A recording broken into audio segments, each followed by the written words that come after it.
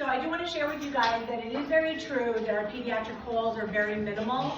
Nationwide it's like 5% of our calls. And I will say, when you think about a place like Orangetown are educated, they get very good prenatal care, they don't usually have babies at home, they don't usually have babies in transit.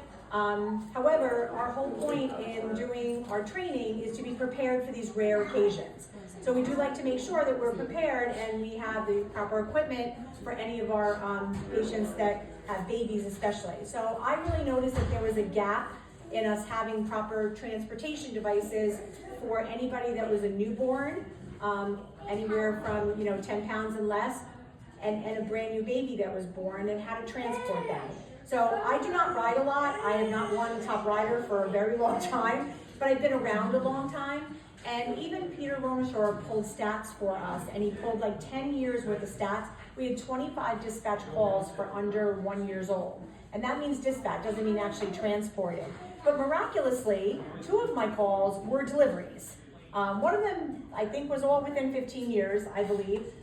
So in those 2 calls, just to share that experience with you, and that's rare, I don't ride a lot, and I had those 2 calls. One of them was on the Palisades Parkway.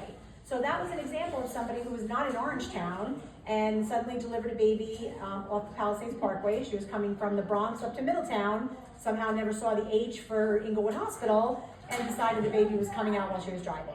I remember that call very well, and it kind of still haunts me that, knowing what I know now and all the research and the studying that I've done, we transported that baby first originally in a trainee's arms, and I wanted to make sure that baby was as safe as I could think of at the time, and I actually had the trainee actually sit in the CPR chair, because my quick thinking was, at least that's where I like to sit, because I feel the most secure there, and as opposed to the bench where I feel like I could fly around unless I have my new 5-point harness strap.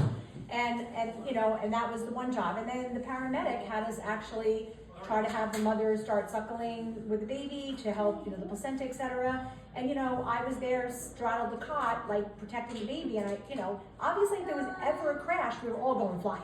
And there's no saving that baby. No mother even holding on to the baby. It's been proven. No way ever does a mother able to hold a baby in a crash. It's automatic to open up. And then, believe it or not, my second delivery was in Blauvelt. The mom delivered the baby at home seconds before we got there. And again, we transported the baby, in the mother's arms. Again, that was probably 8 or 9 years ago. But speaking